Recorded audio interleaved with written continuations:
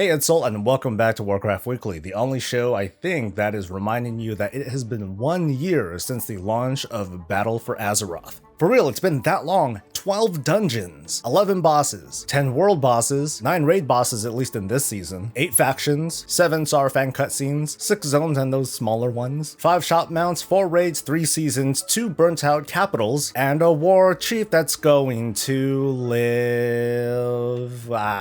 Sorry I didn't have an opener this week, I apologize. There were weather problems. Yes, I'll go with that. Weather problems. You know when it's hot and you just feel like super unmotivated? Oh my god, it's too hot. I don't want to do anything. Me neither. I think my thighs are sticking together. And yet, here we are. So I want to give a big thanks to the incredible group that has let my air conditioner keep running. Your generosity cannot be understated. But you could also, you at home, you can also consider becoming a patron so I can keep giving you Warcraft news and content. And me. And him, but he comes free. I don't pay him. Don't listen to that. Yeah, he does. Look at all this money he gives me. First, I mentioned this just earlier, but according to John Haidt, the executive producer of the World of Warcraft, spoiler alert folks, Sylvanas Windrunner will survive the Battle for Azeroth expansion. You think we would kill Sylvanas that quickly? No. I'm not going to tell you what happens to her, because that would be a spoiler. But you can plan on us to have a big story for Sylvanas. So stay tuned in Battle for Azeroth.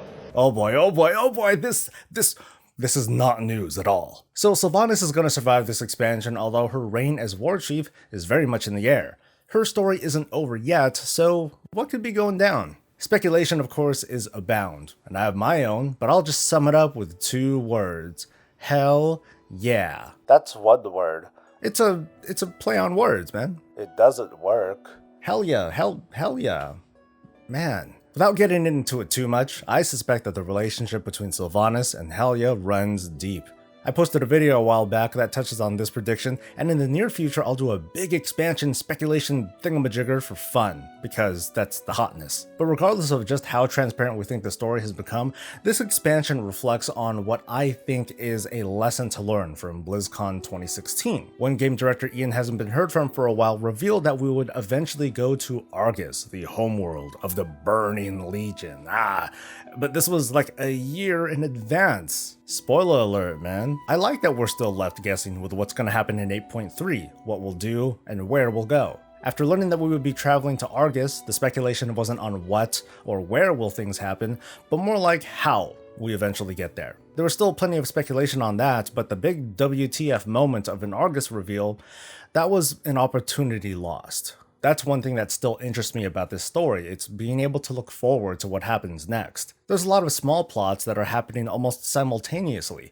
In fact, I'm going to do a future video on how that's become a sort of vulnerability in Blizzard storytelling. But many of these story threads are going to be pulled over the course of the next several patches, so stay tuned right here so I can trash talk them. Last week, Activision Blizzard held another one of those super interesting quarterly earnings reports commenters cherry-picked to push their narrative that the game is doing great and is literally dead, all at the same time. One bit of info was especially interesting because of its transparency, that World of Warcraft subscriptions have gone up from the previous quarter. This is one of those rare moments when Blizzard reveals something even remotely close to subscription numbers. Bold plan, buddy, and quite telling too. Now, this week marks the release of the 3rd and final wing of the Eternal Palace raid on the LFR difficulty, which basically means all players have full access to the available content.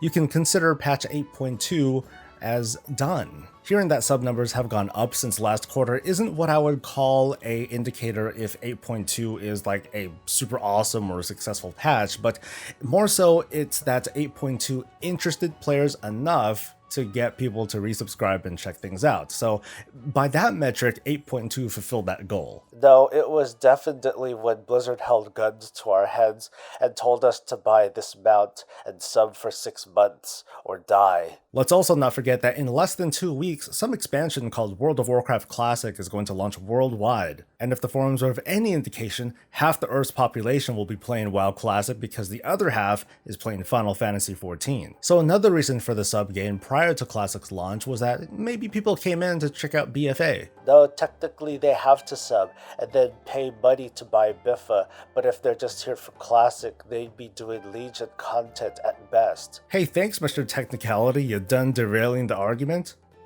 Yes. Whatever the case, I fully expect Blizz to wave around the subscription flag once again in their next quarterly report, especially noting that MAUs have gone up thanks to the fact that this quarter is going to have more players sub-level 40 walking around than at any other time during Classic's lifetime. Boom. Another smaller PTR build was released this week.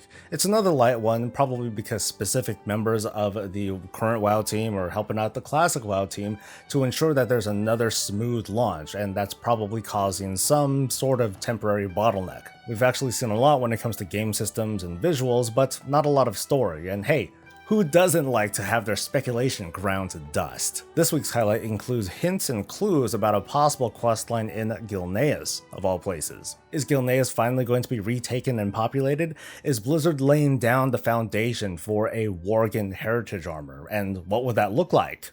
It might look like this.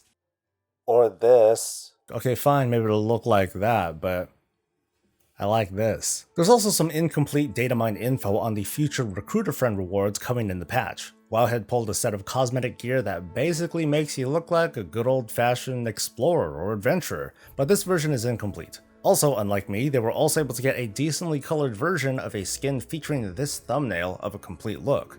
My first impression, well, this is awesome. And too close. I want this look. It's subtle, it's devoid of shoulders, and you know, in this world of shoulder craft, I want to walk around the way that I want to without, stuff like this distracting you. That's on top of this sweet camel that's also part of this upcoming Recruiter Friend program. Of course, in order to get these, you'll need to recruit people, as in talking people into signing up under you so that their monthly subscriptions will equate to rewards for you, just like a referral program, or a commission, or a pyramid scheme. So if you're not a current subscriber, but you're walking the fence, we don't use phones anymore. Lastly on this PTR, there is data that indicates the level 120 boost will soon be announced and be made available.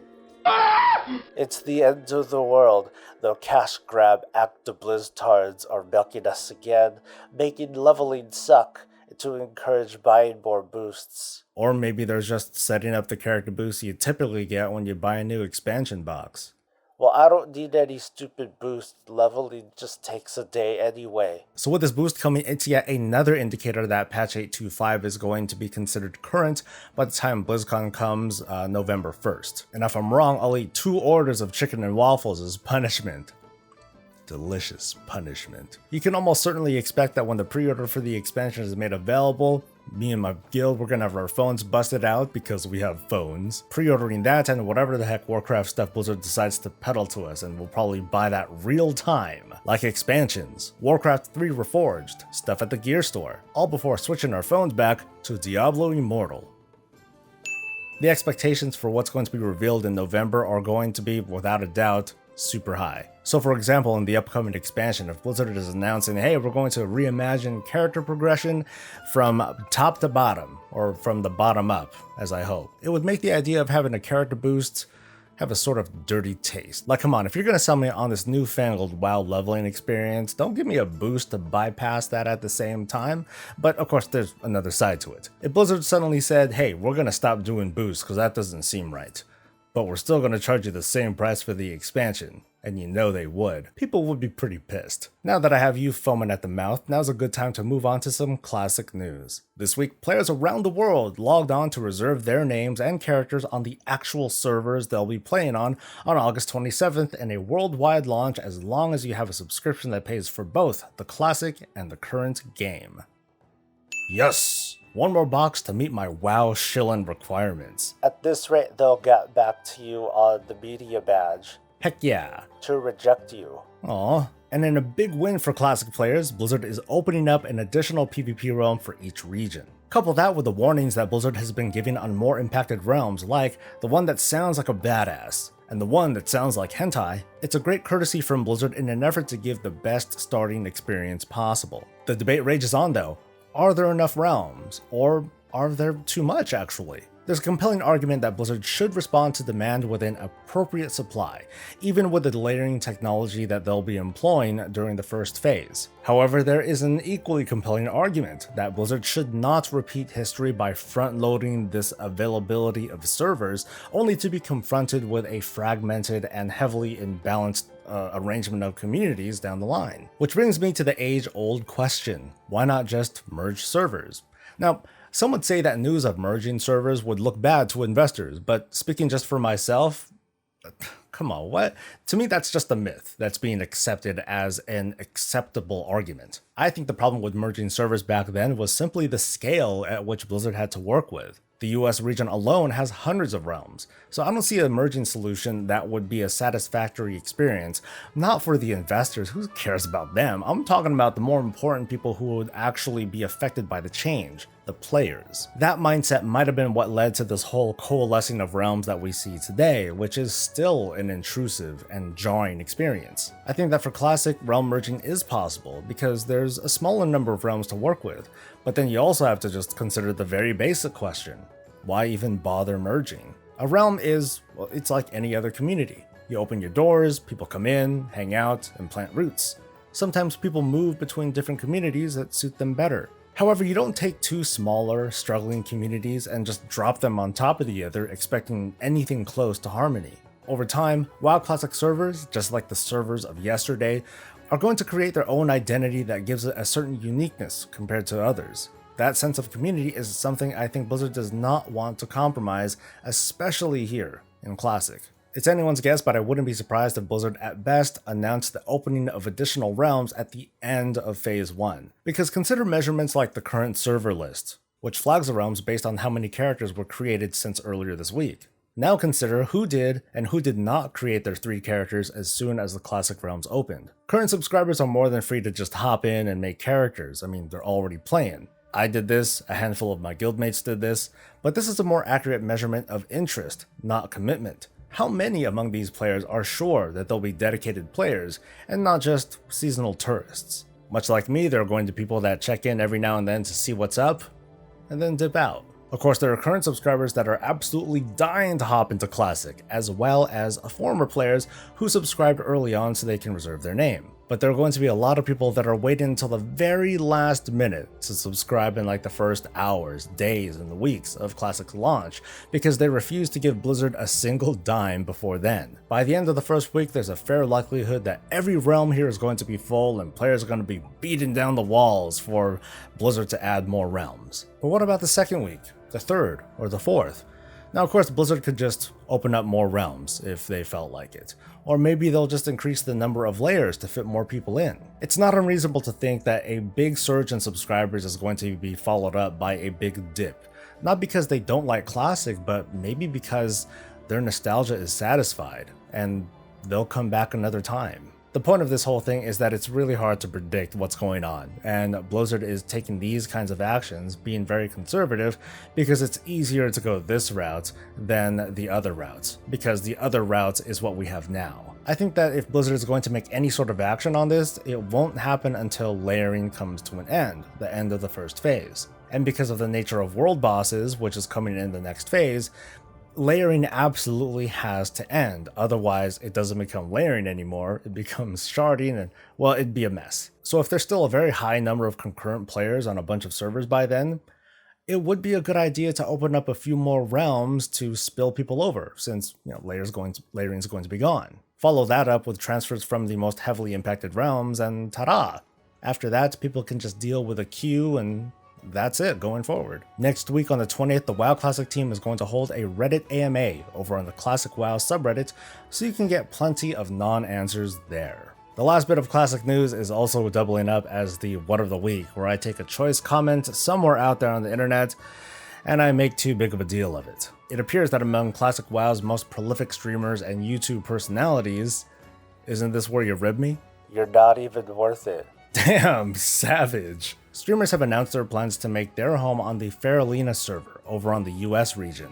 Big names like Asmongold, Esfand, Sodapoppin, and others announced that they're all going to coalesce on this single realm. A single realm. What? First, I want to give props to these people for at the very least offering the courtesy of announcing to others where they're going to be setting up shop, in case you don't want to be in that sort of environment. Because frankly, they didn't have to. I mean, yeah, they have a huge following and all that, but they're still players first. And players have full right to hop into whatever the heck server that they feel like. In that regard, they're not special. They should have the same opportunities to choose a realm that best fits them without people like us bitching about it. Unfortunately, it's because of the massive following and viewership of these people that the realm may end up fitting the person, or in this case, it's going to fit the culture of the streamer generation. Consider what's trying to be done here. A bunch of WoW's biggest streamers all on the same realm, day one of WoW Classic. Classic layers are meant to emulate the old vanilla server sizes, which is like a couple thousand people. 100% of these followers are not going to be playing on Faerlina. I know I would be more than happy to watch my favorite stream person on stream while playing the World of Warcraft the way that I want to. But there's a portion of people that want to hang out with the boy too. I suspect that that's going to be a pretty big number. On top of that, Faerlina is one of the PvP servers that's going to be available. So imagine when, because it's not a question of if, when a popular streamer decides to hold an event to raise the enemy faction's capital to the ground. You know, straight up occupy the city, kill everyone inside, and see how long that they can hold it.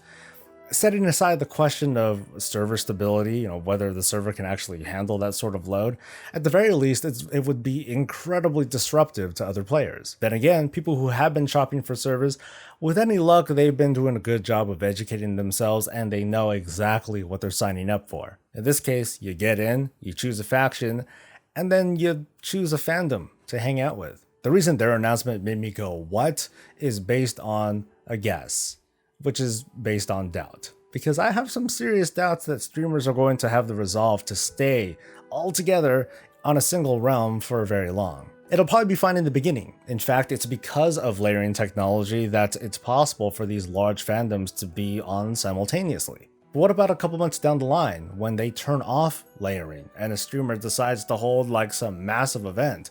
What's the likelihood that it's going to cause a really big queue? But sure, the streamers and their followers, maybe they can just weather the storm and deal with it. Or they can hope that others leave so they can have the realm to themselves. Or they can consider the other servers that might be a little bit more accessible. The long story short is that if you just want to have the most accurate classic experience possible, don't go to Faerlina. Go to Whitemane. No reason, just go to Whitemane. And that's the show. Here's a quick rant. Earlier this week I dove into lore, and I explored the origins of the... Oh, that's not the Naru, that's the Draenei. I wanted to explore the origins of the Naru, and I found it to be an exciting exploration into the deeper stories of the Warcraft universe. And the video, well, it bombed. It bombed so bad, made me sad. I chalked this one up to, more than anything, just a crappy thumbnail and a bad title. It just didn't draw people in. It wasn't clickbaity enough. So in a bit of fun, I'm gonna offer a bit more of a difficult game time challenge. I'm doing a giveaway. Okay, it's not really a giveaway. It's a challenge, it's a contest. I'd like to hear some thoughtful suggestions on how to improve on this thumbnail and title. Because he sucks at this. Because I suck at this. I strongly encourage you to be creative and descriptive. You don't need to submit a replacement thumbnail. Well, you don't have to go that far, but hey, that'll help because I'm going to be choosing the best idea, and the winner's going to get a month of WoW game time, and then some recognition like, hey, here's what they did, they're awesome, that sort of thing. Seriously though, this is really, really important to me because I want to keep making cool content, but if it's being held back by my lack of courage, my lack of spine to make more edgy and slightly clickbaity things to get you clicking and watching, then I'd better step up. So this should be fun. Unironically, I have some not so interesting content ahead next week, but I think it's interesting and that's what comes first, right? But I'm going to do a sort of blog / diary / chronicle of my adventures through the Eternal Palace as a tank and a raid leader. I'm just going to kind of take you on that journey with some commentary. It's going to be a little personal, a little educational, a little bit fun, but shoot, it'll be finally a good reason for me to use all my raid footage. So I want to thank all of you for making it to the end, and as a reminder, hey, do that contest thing. Give me all your suggestions because that is a great way to support the channel too, and I might thank you back with some game time. I'll see you next week. Until then, stay safe, stay happy, and stay breezy.